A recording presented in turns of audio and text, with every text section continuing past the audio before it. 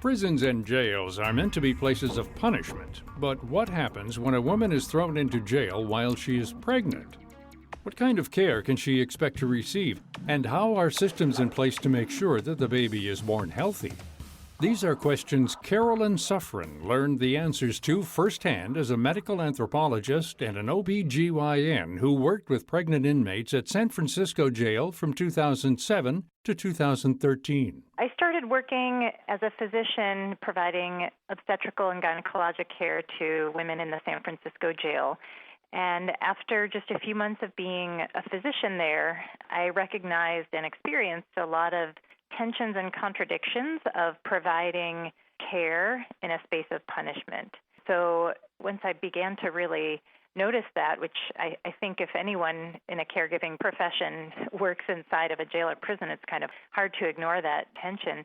It's something that I really wanted to explore more deeply. Sufrin explores the ins and outs of being pregnant and incarcerated in her book, Jail Care, Finding the Safety Net for Women Behind Bars. Incarcerated people are the only people in our country with a constitutional right to health care. That's something that most people aren't aware of, and that might strike some of the listeners as unusual. So if you think about it, you and I, in the so-called free world, we do not have in this country a constitutionally guaranteed right to health care. Neither does someone who was at one point incarcerated. But when they become incarcerated, they lose most of their rights. That's part of the punishment, is being stripped of most of your rights. And yet what you gain is this right to health care that you don't otherwise have outside. And that right to health care for incarcerated people comes from a 1976 Supreme Court case, Estelle versus Gamble, in which the Supreme Court said that not to provide health care or not to tend to the serious medical needs of prisoners is basically cruel and unusual punishment, therefore violates the Eighth Amendment. Though inmates are guaranteed health care, Sufrin says there is no real standard for how attentive that health care must be across the country.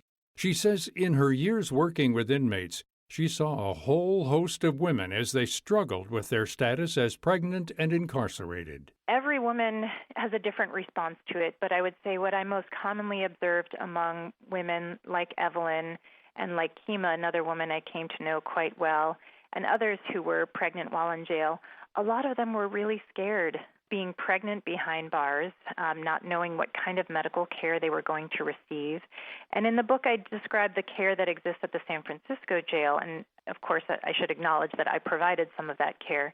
But the care that's provided at the San Francisco jail is relatively better than at many jails across this country, where women, pregnant women in particular, do not receive adequate prenatal care.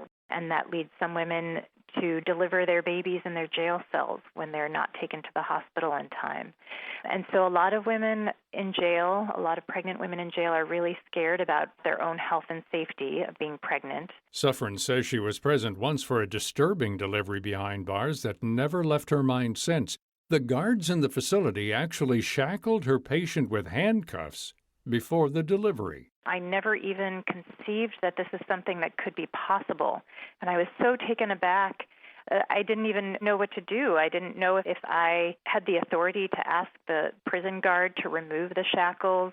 I just didn't know what I would do. But I knew that it felt unsafe, and I knew that it was incredibly dehumanizing and demoralizing for the woman giving birth. And I also knew that I was unsure what I would do if there was an emergency. I actually have a colleague who told me about a time when they needed to do an emergency C-section, which required transporting a patient from her labor and delivery room into the operating room, but she was shackled to the bed, so she couldn't be transported to the operating room. And the guard was on his lunch break. And so there was no one to unlock the restraints, and this led to an unnecessary delay in emergency medical care. Sufrin says since those incidents, much progress has been made to protect mothers from such care. Still, she says there is more that needs to be done. Since then, there are now 22 states across this country that ban the shackling of pregnant women in labor. The Federal Bureau of Prisons also has a policy against it, and the District of Columbia also has a law. Now, that's only 22 states. That means in 28 other states, it is perfectly legal to shackle a pregnant woman in labor. It's just because our institutions of incarceration are so mired in this culture of power and hierarchy and seeing prisoners as dangerous and worthy of punishment that you have to pass a law to prohibit something that for most medical professionals and probably most people in society seems like common sense. How could a woman in labor be a risk to public safety? Could she really run off in between painful contractions? And also just the basic threats to human dignity that it poses. Sufrin says she wants people to come away from this book understanding what types of obstacles pregnant inmates face, and then to reevaluate how those people should be treated. These are not just women who are somewhere else who are not connected to you in any way, because these are people who are part of our society, and most of them, especially most of the women who are incarcerated, have not committed violent crimes. Most women who are in our criminal justice system are there for nonviolent offenses that are often related to their conditions of disadvantage, of poverty, of drug addiction, of racial injustice. And so these are people who are part of our society, and it's all of our responsibility to think about how we can better serve these women, better help ensure that they're not incarcerated, and make sure that they're getting better and more appropriate medical care while they're incarcerated, but also while they're in the community. So again, this is really about all of us. This is not about people who are locked up and far away from all of us. This is our society. There are nearly 220,000 female prisoners in America. Of this population, about 25% are pregnant or have a child who's 1 or younger. Humane medical treatment, adequate health education, and time to bond with a child are just some of the critical resources that must be met. To find out more about the American prison system, pregnancy behind bars, and our guest, Carolyn Sufrin, visit viewpointsradio.org. This segment originally aired in February 2019 and was written and produced by Evan Rook. Our executive producer is Amira Zaveri. I'm Gary Price. Coming up on Viewpoints.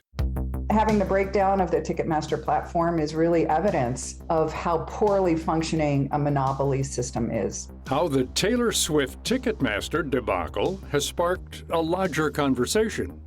Then, a Gen Zer with blue hair is going to come through the door. A Gen Zer with sleeves of tattoos is going to come through the door. The ways in which Gen Z are breaking societal norms and stereotypes. I'm Marty Peterson. And I'm Gary Price. These stories in depth on your public affairs magazine, Viewpoints.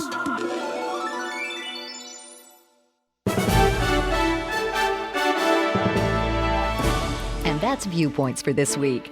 Follow us on Twitter, Facebook, and Instagram to learn more about upcoming shows and find a library of past programs on Apple Podcasts, Google Play, and Spotify. Plus, you'll always find previous segments and more information about our guests at viewpointsradio.org. Join us again next week for another edition of Viewpoints.